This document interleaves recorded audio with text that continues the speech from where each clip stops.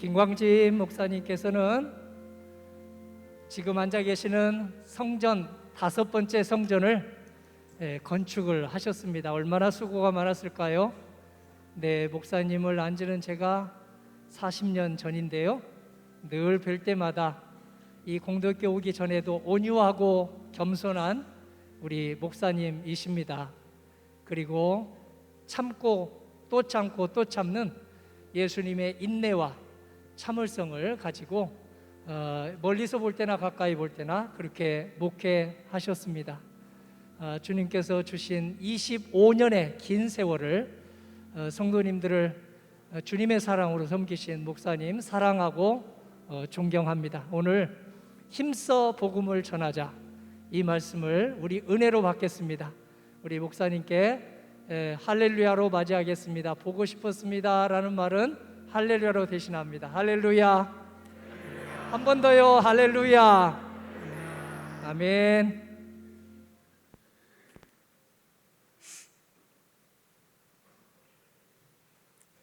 할렐루야.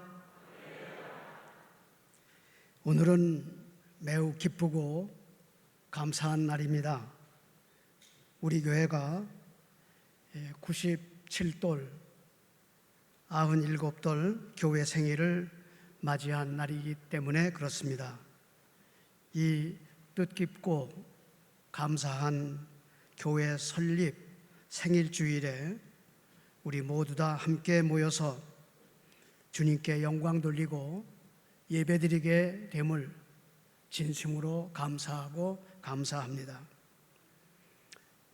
특별히 연로하신 성도님들과 우리 희망의 꿈 교회학교 학생들과 또 청년들, 그리고 남녀 신도 회원 여러분, 그리고 이 교회를 위해서 수고하는 모든 교우들과 재직원들, 여러분들에게 하나님의 은혜가 가득가득 임하시기를 주님의 이름으로 축원합니다.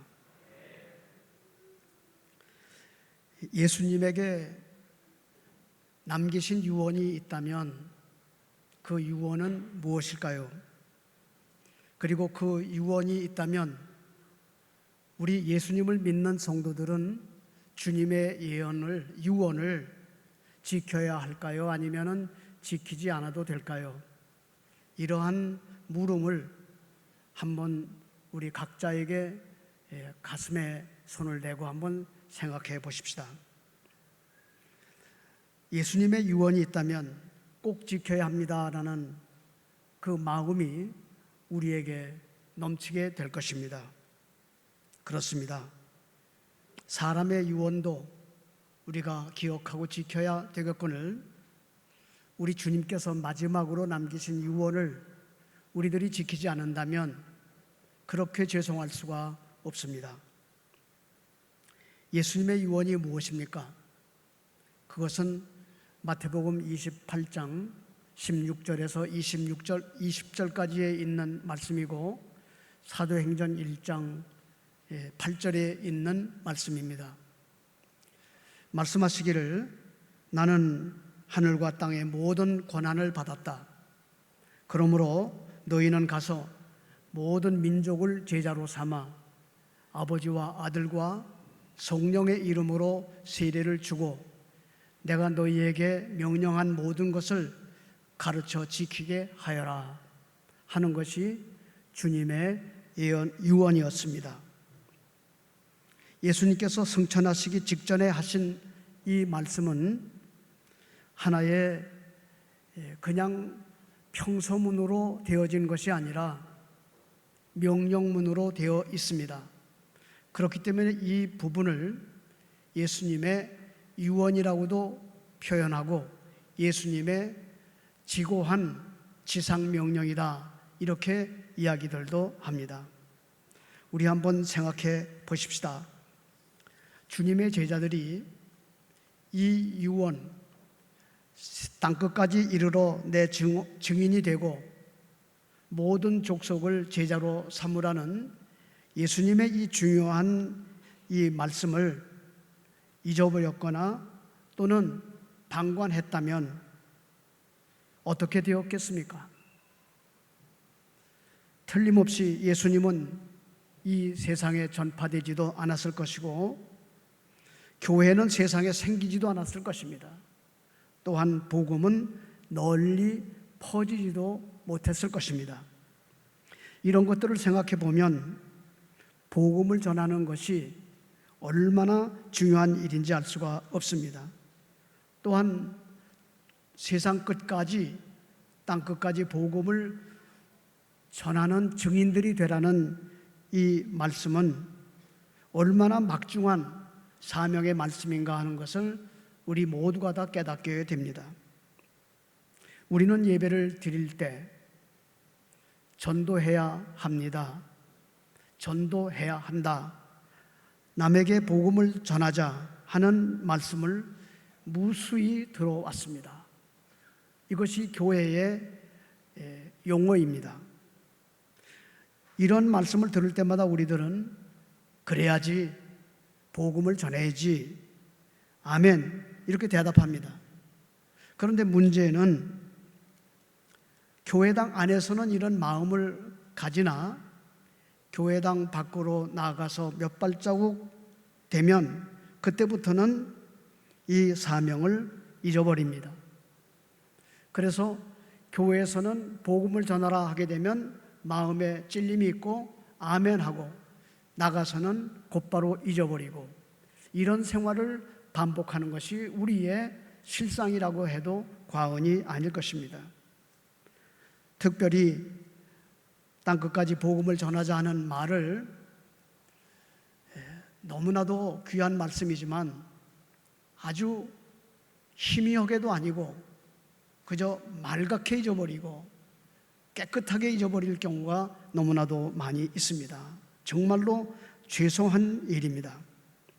그러나 제자들은 주님께서 이제 마지막으로 제자들을 이제 만나실 때 의심을 했습니다. 정말 살아있는 예수인가? 우리가 섬겼던 주님인가?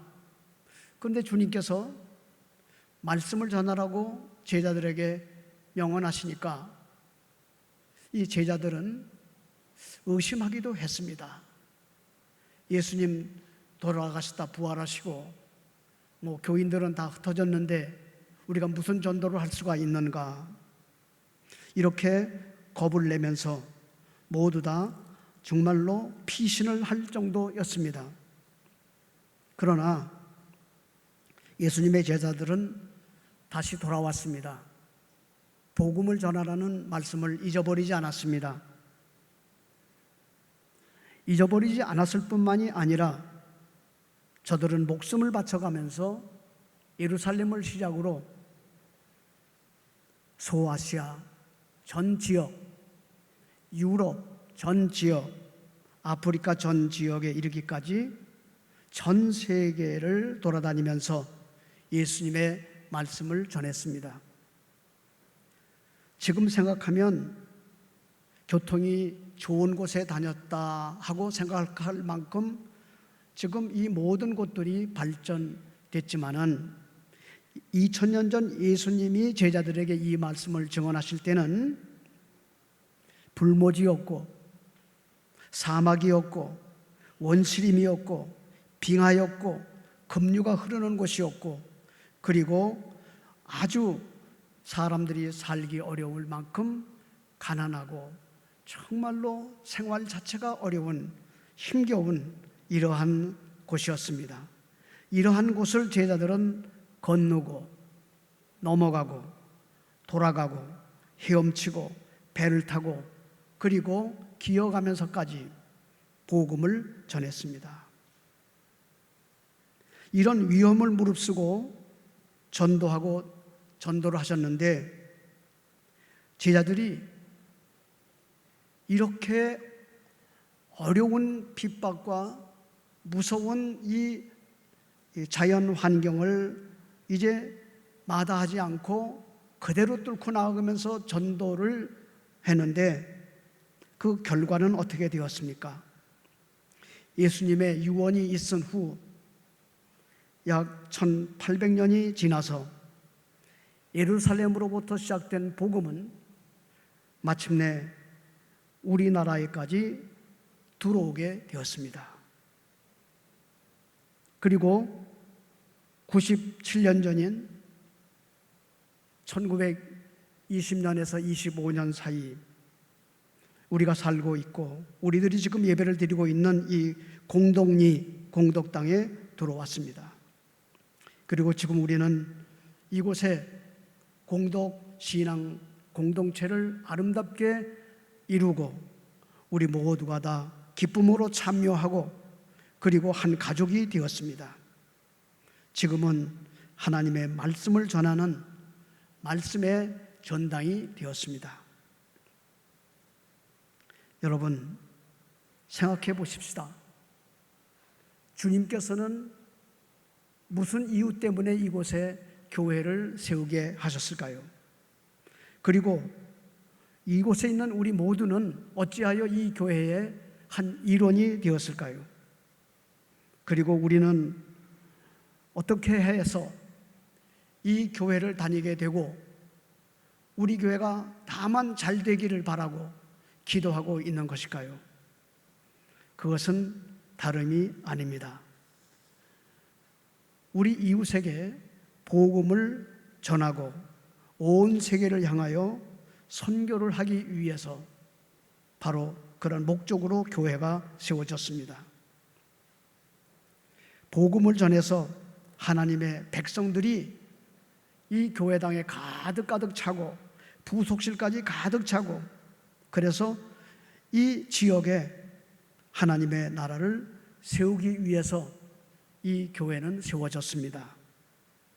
더 나아가 마태복음에 기록된 말씀대로 모든 족속을 제자로 삼으려고 그리고 그들에게 세례를 주고 하나님께서 명령하시는 것을 저들에게 가르쳐서 떳떳한 주님의 사람들이 되게 하기 위해서 우리는 여기에서 교회 생활을 하고 있는 것입니다. 그뿐만 아니라 사도행전 1장 8절에 기록된 대로 땅끝까지 증인이 되기 위해서 이곳에 모여서 우리 함께 신앙 생활을 하고 있습니다.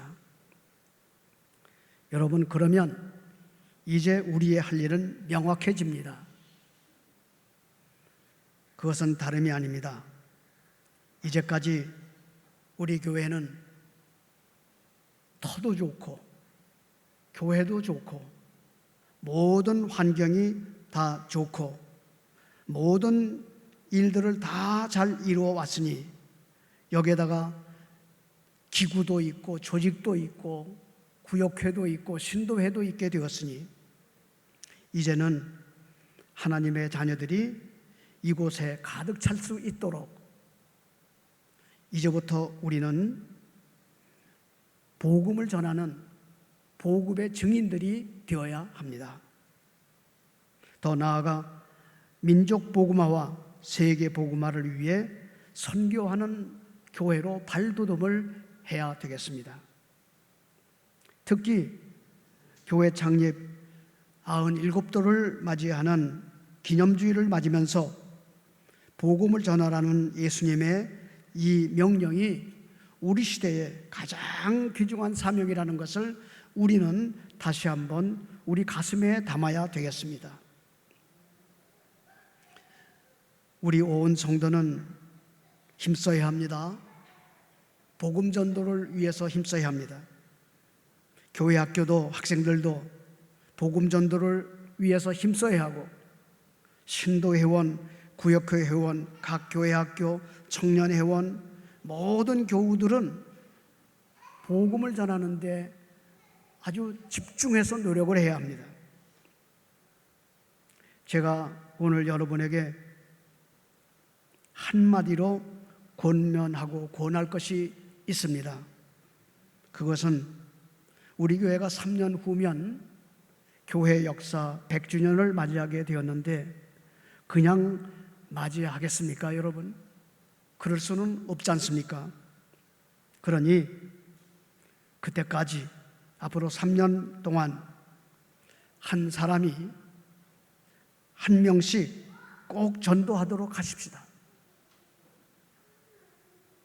마태복음에는 모든 족속을 제자로 삼으라고 했고, 사도행전에는 땅끝까지 증인이 되라고 했지만, 그러나 우리는 이러한 큰 세계화의 이 복음을 하나 비전으로 삼되 이번 100주년 기념 주일이 되는 그때까지는 한 사람이 한 사람씩 꼭 전도하기로 하십시다. 우리가 전도할 사람은 교회 다니는데 믿음이 적은 사람이 아닙니다. 남의 교회에 등록된 사람이 아닙니다. 우리가 전도해야 될 사람은 아직 예수를 믿지 않는 사람, 예수를 아직도 모르는 사람, 그분 한 명을 우리들이 전도해야 되겠습니다. 전도하자 하니까 여러분 가운데는 나는 신앙심이 부족해서 못해, 나는 말할 줄을 모른다, 나는 못해, 나는 신앙 경력이 짧다, 내가 무슨 전도를 할 수가 있겠는가, 나는 전도를 못한다, 이렇게 이유를 댈 수가 있고 또 한편으로는 겁을 잡수실 수도 있습니다. 그러나 우리들이 예수를 처음 믿을 때를 생각해 보실 때, 우리가 예수를 소개받았는데 나에게 예수를 전해준 그 사람이 지식인이었던가요? 나에게 예수를 믿자고 권한 분이 신앙심이 깊은 사람이었던가요? 나에게 예수 믿자고 말한 분이 아주 언변이 좋은 분이었던가요? 나에게 예수를 믿자고 권했던 분이 돈이 많았던 분인가요? 물론 경우에 따라서는 그런 분들도 계셨겠지만, 그러나 우리가 체험하기는 나에게 전도를 한 분은 나를 쉽게 만날 수 있는 그분, 나를 이물없게 생각하고 대화 나눌 수 있다고 생각했던 그분이 나에게 전도를 해 주었을 것입니다. 전도를 한다든가 선교를 하는 것, 이것은 아는 사람이 아는 사람에게 할 때 이것이 효과가 있습니다. 공연히 대중 앞에 서리라, 또 우리가 전도하자, 이런 말만 가지고는 안 됩니다. 내가 아는 사람이 아는 사람에게 전도하는 방법, 이 방법이 가장 좋은 방법입니다. 우리나라 전도협회가 있는데 초신자, 예수를 처음 믿은 8,400명을 대상으로 조사를 했습니다. 그런데 그 응답자 중에 86%가 아는 사람에게 전도를 받았다고 대답을 했습니다. 이것은 무엇을 말합니까? 전도는 지식이나 학력이나 믿음의 연조나 말 잘하는 거나 이런 것과는 상관이 없다는 이야기가 됩니다. 할아버지, 할머니는 글 하나 모르더라도 자손들에게 예수를 잘 전한 분들이 계십니다. 오늘 주일학생들이 여러 번 나오셨는데 주일학생들의 권유로 아버지, 어머니들이 예수 믿게 된 사람들도 많다는 것입니다. 삼촌, 조카가 아저씨에게, 조카에게, 동생에게 그렇게 예수를 전해서 교회에 오게 된 사람들도 많이 있는 것입니다. 여기서 설교를 하는 저도 17살 때 친구를 통해서 예수를 소개받게 되었고 교회를 가게 되었습니다. 여러분 모두 다 전도를 받은 것은 유식한 분, 말 잘하는 분, 신앙 연조가 깊은 분, 그분들 때문에 된 게 아닙니다. 잘 아는 분이 나에게 다가와서 나에게 복음을 전해 주므로 내가 예수를 믿게 되었다는 것입니다. 여러분은 이 사실을 긍정하셔야 할 것입니다. 예수님은 가라라고 말씀하셨습니다. 가라라는 이 말씀은 순종과 헌신을 요구하시는 말씀입니다. 여러 이유를 대지 말고 할 수 있는 대로 아는 분들에게 우리가 접촉하고 위에서 기도하고 관심 가지고 주님을 전하면 된다는 말입니다. 가라는 이 말씀은 전도를 위해 순종하라는 말씀이고 그지없이 헌신해 가라는 진행형의 말씀입니다. 우리는 가는 일을 통해 우리 자신이 주님의 뒤를 따르는 사람들이 되고, 우리는 주님의 말씀을 따라 형제자매에게 가는 일, 순종하러 가는 일, 그 일을 통해서 믿음이 상승되고 믿음이 깊어지는 것입니다. 그래서 제자들이 갔습니다. 언더우드가 갔습니다. 아펜젤라가 갔습니다. 그리고 우리의 형제들이 우리에게 왔습니다. 자, 이제는 우리 차례입니다. 우리가 가야 합니다. 주님은 우리가 다 이 다음에 정말 전도 한 명 양을 어깨에 메고 돌아오기를 기다리고 계십니다. 우리 주님은 우리가 이 다음에 주님 앞에 서게 될 때 한 가지 꼭 물어보실 것입니다. 너는 나의 명령에 얼마나 순종하였느냐? 주님께서 우리에게 이것을 물어보실 것입니다. 그때 우리는 주님 가라고 말씀하신 대로 갔습니다. 주님 전하라고 말씀하신 대로 전했습니다. 이런 대답을 해야 되지 않겠습니까? 이런 대답을 하지 않은 채로 예수를 믿는다는 것은 얼마나 그것은 아주 부실한 신앙 생활자인지 모릅니다. 여러분, 풍선에다가 이 별로 좋지 않은 아름다운 풍선에다 좋지 않은 공기를 집어넣으면 뜨지 못합니다. 그러나 볼품이 없는 이러한 풍선이라도 그 안에다가 산소를 집어넣고 띄우면 높이 올라갑니다. 교회는 형식이 아닙니다. 내실이 있어야 합니다. 하나님이 보실 때 전도하는 사람들이 있느냐, 이 내실을 보시고 정말로 교회다라고 인정해 주십니다. 너는 성도다라고 인정해 주십니다.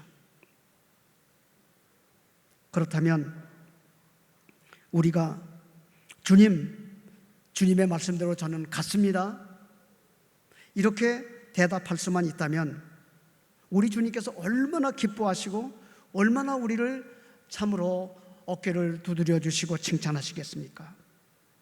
하나님은 전도하는 사람을 원하시고 지금도 찾고 계십니다. 내가 누구를 보내며 누가 우리를 위하여 갈고 하면서 우리를 찾으십니다. 우리 모두 다 주여 내가 여기 있습니다, 내가 가겠나이다, 이렇게 우리 모두가 다 고백을 하고 예수 믿지 않는 한 영혼에게 가십시다. 여러분 모두 다 한 사람씩 인도하여 하나님께는 다음 없는 기쁨을 드리고 여러분 형제 자매들에게는 정말로 구원의 은총을 여러분이 안내하시고 여러분 섬기시는 우리 공동교회가 부흥의 새 역사를 일으켜 나가시기를 주님의 이름으로 축원합니다.